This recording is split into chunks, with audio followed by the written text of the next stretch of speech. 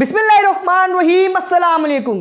आपको खबर मिल गई होगी कि अमेरिका और इजराइल ने हरामीपन पर फिर से उतरते हुए गाजा के अंदर आतंकी हमले शुरू कर दिए हैं, जिसमें पहले ही हमले में 400 से ज़्यादा फ़लस्तीनियों की मौत हो चुकी है, जिसमें एज यूजुअल 150 से ज़्यादा बच्चे और महिलाएं शामिल थी। आपका ध्यान मैं इस तरफ भी खींचता चलूं कि दुनिया इसको कह रही है कि इजराइल ने गाजा में दोबारा से जंग शुरू कर दी है, लेकिन ये जंग नहीं बल्कि आतंकी हमले हैं जो गाजा के आम लोगों पर किए जा रहे हैं जानबूझ के। ये मैं हवाओं में बातें नहीं कर रहा हूं, बल्कि इजराइल की ही मीडिया ने इसको एक्सेप्ट किया है और पब्लिकली इसको छाप कर दुनिया के सामने रखा भी है। इजरायली मीडिया ने साफ कहा है कि जैसे कि आप बॉलीवुड की फिल्मों में देखते हो, आतंकी जब भारतीय सेना से मुकाबला नहीं कर पाते हैं तो वो आम लोगों को चुनकर कहीं पर पकड़कर मारते हैं ताकि प्रेशर बनाया जा सके भारतीय सेना और भारतीय सरकार पर। ठीक वही चीज़ हो रही है गाजा के अंदर।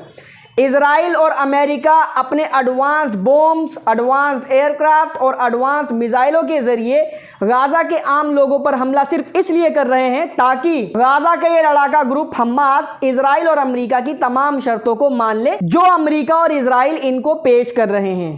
क्या शर्तें हो सकती हैं? गाजा खाली कर दो, हथियार डाल दो, होस्टेजेस को फ्री फंड में ऐसे ही छोड़ दो। यही स्ट्रेटेजी पिछले 17 महीने से अप्लाई किए हुए हैं गाजा के ऊपर, लेकिन अभी तक कुछ उखड़ा नहीं है। मगर दुनिया को ये इन्होंने साबित करके दिखा दिया है कि पूरी दुनिया में अगर सबसे बड़े सुअर की नस्ल के कोई हैं तो वो यही आतंकी हैं। आपको बताता चलूं कि अमेरिका और इजराइल ने बीते 24 घंटे के अंदर अंदर ना सिर्फ गाजा पर हमले किए हैं बल्कि सीरिया, लेबनान और यमन समेत 4 अलग अलग देशों पर एक ही बार में हमले किए हैं, जिसमें 400 से ज्यादा लोग तो सिर्फ गाजा के अंदर मारे गए हैं, यमन में भी मारे गए हैं, सीरिया के अंदर 3 मारे गए, 19 घायल हुए और फिर लेबनान के अंदर भी कैजुअलिटीज रिपोर्ट की गई हैं। उधर जूलानी गैंग जिस एंथुसियाज्म से लेबनान को अपनी ताकत का उफान दिखाने में लगी हुई है, वही एंथुसियाज्म ये इजराइल के लिए नहीं दिखा रहे हैं। उससे ज्यादा जलालत की बात यह है कि लेबनान के अंदर भी ना तो हिजबुल्लाह से मुलाकात हुई ना लेबनान की ऑफिशियल आर्मी से।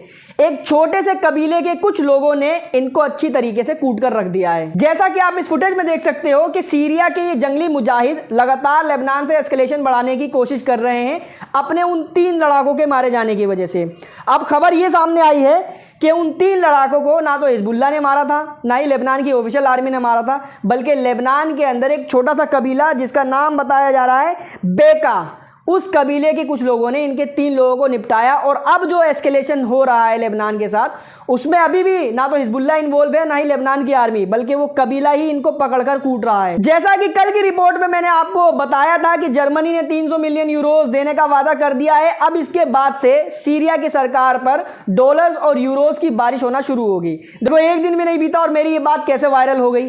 अब यूरोपियन यूनियन यानी यूरोप के तमाम देशों ने मिलकर 2.7 बिलियन यूरोज सीरिया की गवर्नमेंट को देने का ऐलान कर दिया है। दावा किया गया कि ये पैसे हम सीरिया को रिकंस्ट्रक्ट करने के लिए दे रहे थे, जो हम असद को भी दे सकते थे, लेकिन उसको हमने नहीं दिए क्योंकि उससे तो पंगा चल रहा था ना। मगर हकीकत यही है कि अंदर ही अंदर डील हो चुकी है कि भाई बस तुम इजराइल को खुश रखो, हम तुम्हें पूरी तरीके से खुश कर देंगे, माला माल कर देंगे जी। वहीं इजराइल जो कल से लगातार गाजा के ऊपर हमले कर रहा है, उसमें हमास के 5 बड़े लीडरों के साथ साथ अल-कुद्स ब्रिगेड्स के स्पोक्स पर्सन अबू हमजा भी शहीद हो चुके हैं अपनी पूरी फैमिली के साथ। उनके भाई की बीवी, उनकी बीवी और उनके बच्चे तमाम शहीद हो चुके हैं। वहीं ईरान की तरफ से यूनाइटेड नेशन सिक्योरिटी काउंसिल को एक लेटर लिख के धमकी दी गई है कि अगर ईरान के खिलाफ कोई भी एक्शन लिया जाता है अमेरिका और इजराइल के खिलाफ, तो उसके अंजाम का जिम्मेदार खुद अमेरिका होगा। मैंने आपको 2-3 दिन पहले ही एक रिपोर्ट में बताया था कि डोनाल्ड ट्रंप ने ईरान को धमकी दी थी कि अगर तुमने यमन को हथियार वगैरह सप्लाई किए, इंटेलिजेंस वगैरह सप्लाई की, उनकी किसी भी तरीके से मदद की, या फिर यमन ने अगर अमेरिका के हमलों का जवाब दिया, तो भी हम इसका जिम्मेदार तुम्हें मानेंगे। मतलब कहने का मतलब ये है कि जब अमेरिका और इजराइल तुम्हारे ऊपर हमला करे ना, तो ऐसे बिछ जाओ, हाथ भी खड़े मत करो, ना ही जवाब देना तो भूल ही जाओ। बस अमेरिका आएगा और ऐसे बम गिराएगा और चला जाएगा, कुछ नहीं करना तुम्हें।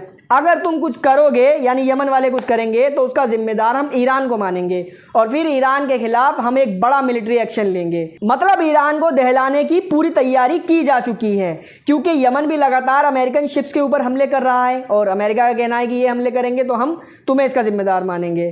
खैर, इस वीडियो फिलहाल इतना ही था। इस वीडियो को शेयर करें, चैनल पर नए हैं तो चैनल को सब्सक्राइब जरूर कर लें and thank you so much for joining.